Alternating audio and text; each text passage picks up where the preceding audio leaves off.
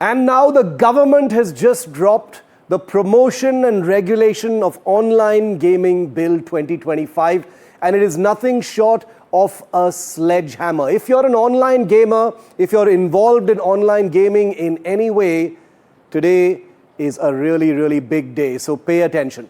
At its heart, this new bill by the government bans all forms of real money online gaming, whether based on skill, chance or both, with jail terms of up to 3 years and fines of up to 5 crore rupees for those running or facilitating such platforms. Now, this is a huge blow to Indian gaming giants like Winzo, Dream11, My11 Circle, MPL, 99 Games, Games 24/7, Pokerbazi, etc.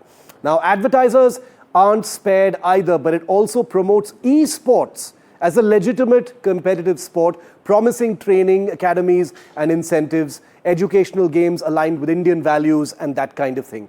In short, this bill bans the money games but blesses the mind games. Now, the opposition and the gaming industry are throwing up 5 big questions that I want to reflect tonight. First, is a blanket ban overkill? This is an industry worth nearly $4 billion, employing lakhs, contributing thousands of crores in GST annually. A ban, they argue, risks wiping out jobs, startups, and India's shot at global gaming leadership. Now, the government's answer is society's welfare comes first, because addiction, family distress, and even suicides linked to money games cannot be ignored. Second, why not regulate instead of prohibit? The fear is players will simply shift to offshore, unregulated platforms or even the dark web. Other countries might benefit as well. The government insists its new gaming authority will provide oversight and that players themselves won't be criminalized, only operators will. Question number 3, is this being rushed without consultation? Opposition MPs have called the bill knee-jerk, but the government says that the risks are urgent: fraud, money laundering, even terror financing, and delay is simply not an option. Number 4, won't banning the very formats that make up most of the industry's revenue undercut India's own digital growth story?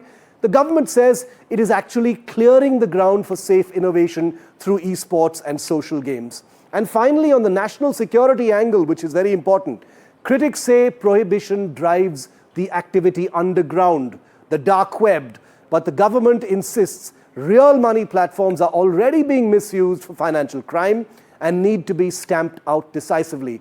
So in the end, what we have is a law that says it protects families and national security on paper, but potentially dismantles a booming digital economy. That's something that the government says will not happen because it is a planned process. The government calls it balance. The industry calls it an existential crisis. The real game, as always, is now set to play out in Parliament.